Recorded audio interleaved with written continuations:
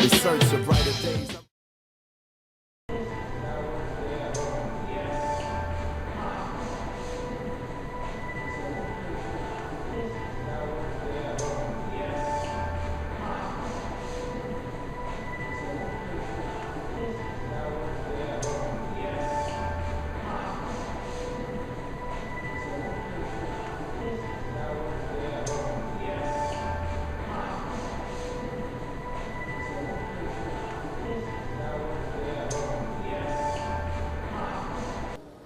Hello and welcome to CADCA's National Youth Leadership Initiative, or NYLI for short.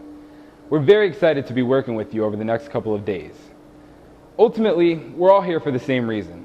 We want to improve our communities and do so as effectively as possible. Now, the NYLI training is based on a process that we call the Strategic Prevention Framework. And this may sound like a wordy technical term, but trust me, it's rather simple. The Strategic Prevention Framework was created by SAMHSA as a universal language for coalitions to use. It's a step-by-step process for coalitions to follow in order to bring about positive changes in their community.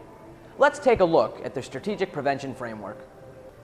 As you see, the Strategic Prevention Framework has 5 steps, starting with assessment and ending with evaluation. And who could forget cultural competence and sustainability in the center?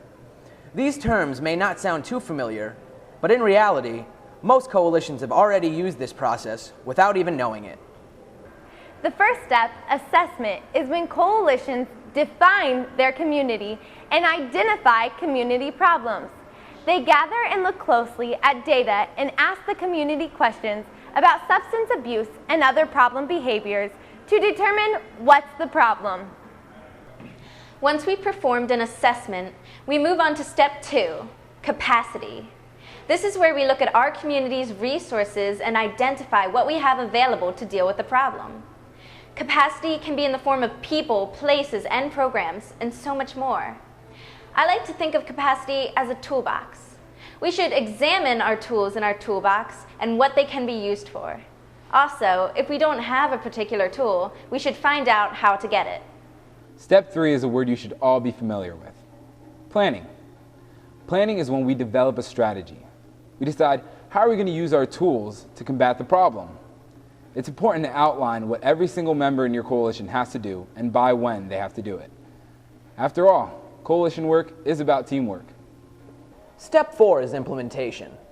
Plain and simple. Once we have a plan, all we have to do is follow through with it. Just do it. Following implementation is step 5, evaluation.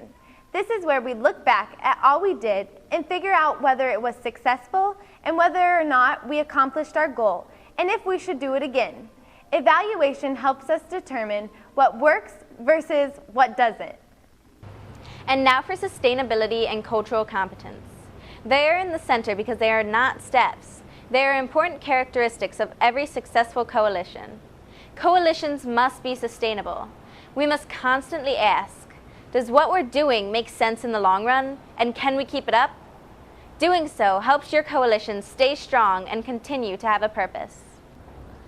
Cultural competence is about being able to come together as a unit, despite cultural, economic, social, and behavioral differences among individuals. After all, coalition work is about teamwork.